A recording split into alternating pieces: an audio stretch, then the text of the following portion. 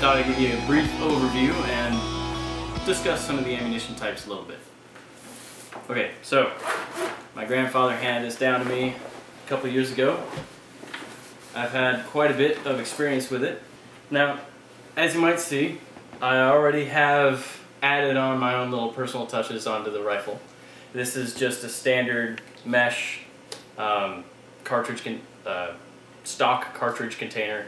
It holds 10 rounds, which is perfect because in the rifle itself, the tube magazine holds 5 rounds itself. So without holding one in the chamber, if I'm carrying 10 here and I have 5 in the magazine, I got 15 rounds right on my rifle. I don't have to go for my ammo bag. It's all in my hands. And to be honest, in 15 rounds, you should be able to take care of whatever problem needs a rifle. If we start moving forward, you see the action of the rifle itself. Being a lever action means, well, it has a big lever, which is essentially what this is. When you open it, you move the bolt backwards. The magazine, which is this second tube, the lower tube, holds the bullets facing forward. When you ratchet it forwards, the next bullet in line pops right behind your nice your bolt. Shoving it forwards forces that new round right into the barrel itself, into the firing chamber, and pushes the hammer back at the same time. So right now, you're on a hair trigger. It's ready to rock and roll. There is a safety on this gun, which is really funky, and I would advise those of you who may be new to shooting to not even bother trying to use it. And this is why. Once you have your round loaded, you literally have to stick your thumb on the hammer and release it with the trigger slowly to half cock. This is now on half cock. It's about halfway. It's not all the way cocked, it's not all the way off. And now you cannot pull the trigger. This is where the safety is. Honestly though, if I have a live round in here, I don't want to pull the trigger at all to let this down. I'd rather do whatever I need to do, and then when I need to fire, ready.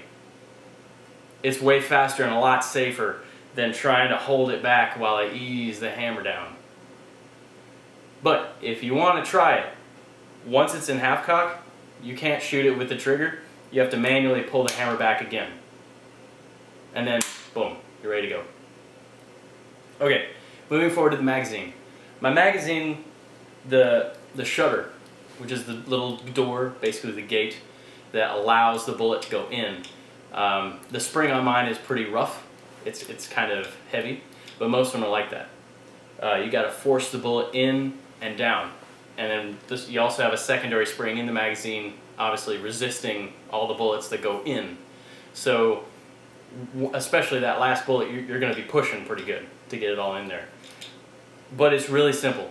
It's about as straightforward and easy to use as it goes for guns. Really, when it comes down to it, that's all the moving parts. We could talk about sights, because the sights do adjust in elevation. The rear sight will adjust in, you can adjust it for the elevation of the rear sight to try to taper in where your rounds are hitting. You can also adjust the front sight right to left. So the rear sight only goes up and down, the front sight only goes right to left.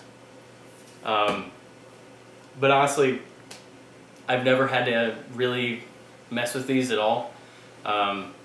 Mine's been sighted in since probably before I was born, and it works pretty good.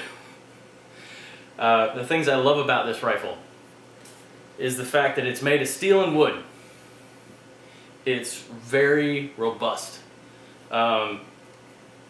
It's probably a good 8-pound rifle, 7 pounds, somewhere in there. Which, if you're looking at the full size of it, you know, it doesn't look very big, but it's all made out of wood and steel.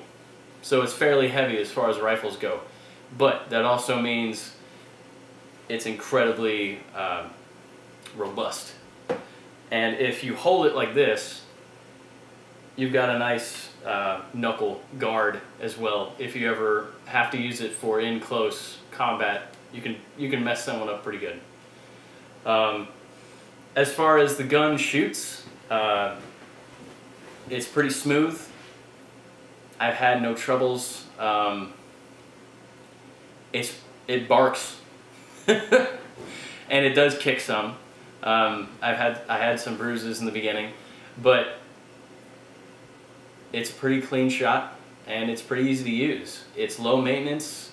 The ammo cost is not crazy. It's about 85 cents a round, which is not cheap, but it'll put a pretty big hole in whatever you're shooting at, and it has a pretty decent range. So everything considered, it's a great little gun. I love the fact that it's small, that it's easy to maintain, and that you pretty much just point and shoot.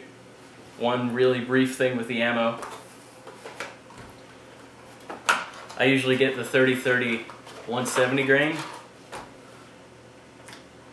And the main reason is, if you look at the front of that, or the top of the bullet itself, is it's fairly rounded. It's fairly conical. They do sell a 150 grain with the soft point, just like this, and it's more flat top. Like, a lot of the weight gain is actually in the tip of the lead. I've fired both types. I really think that the 170 grain and the 150 grain aren't very different ballistically, especially if you're only at like 30 to 70 yards. Maybe if you're out at like 200 yards, there's probably a difference, but honestly, with these sights and the ranges I usually shoot at, there's no point there's no difference in the ballistics.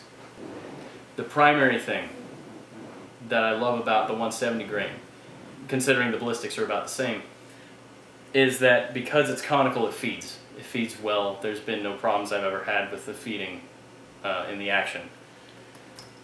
The unfortunate thing is the 150 grain, I have had it jam because the flat head sometimes gets stuck in the action as you're trying to ratchet, and you end up getting to about here and it doesn't want to go in, and you have to go back out again before it flows into the barrel.